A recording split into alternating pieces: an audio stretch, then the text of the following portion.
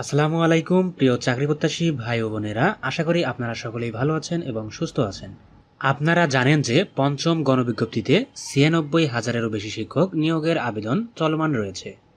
তাই আপনারা যারা এখনও আবেদন করেননি দ্রুত আবেদন করে ফেলবেন এবং আবেদন শেষে চলতি মাসের শেষেই নিয়োগের প্রাথমিক সুপারিশ করার কথা বলেছে এনটিআরসিএ।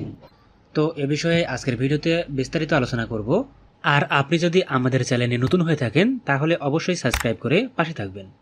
এই প্রতিবেদনে বলা হয়েছে পঞ্চম গণবিজ্ঞপ্তির প্রাথমিক সুপারিশ কবে।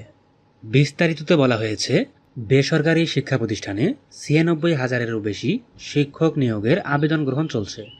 আগামী ৯ মে পর্যন্ত আবেদন করা যাবে। এরপর আবেদন যাচাই বাছাই করা হবে।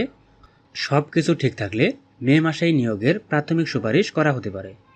সোমবার বেসরকারি শিক্ষক নিবন্ধন ও প্রত্যয়ন কর্তৃপক্ষের একাধিক কর্মকর্তা আমাদের এ তথ্য জানায়। কর্মকর্তারা জানিয়েছেন পঞ্চম গণবিজ্ঞপ্তিতে আবেদনের বয়সসীমা বাড়ানোর সম্ভাবনা নেই। ফলে ১০ মে আবেদনের টাকা পরিশোধ করার পরপরই টেলিটকের মাধ্যমে আবেদন যাচাই বাছাই প্রক্রিয়া শুরু হবে।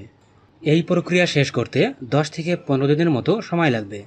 এরপর পঞ্চম গণবিজ্ঞপ্তির প্রাথমিক সুপারিশ করা হতে পারে। এ বিষয়ে জানতে চাইলে এনটিআরসি এর সচিব ওবায়দুর রহমান বলেন, পঞ্চম গণবিজ্ঞপ্তির আবেদনের সময়সীমা বাড়ানোর সম্ভাবনা নেই। মে মাসের মধ্যে প্রাথমিক সুপারিশ করতে আমরা চেষ্টা করব।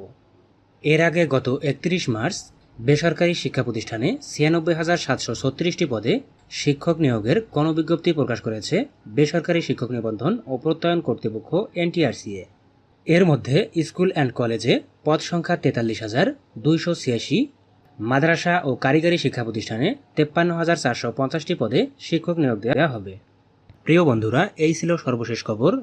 নিয়মিত আপডেট তথ্যগুলো পেতে আমাদের চাকরির খবর 24 ইউটিউব চ্যানেলটি এখনই সাবস্ক্রাইব করে বেল আইকনটি বাজিয়ে রাখুন। ধন্যবাদ। আল্লাহ হাফেজ।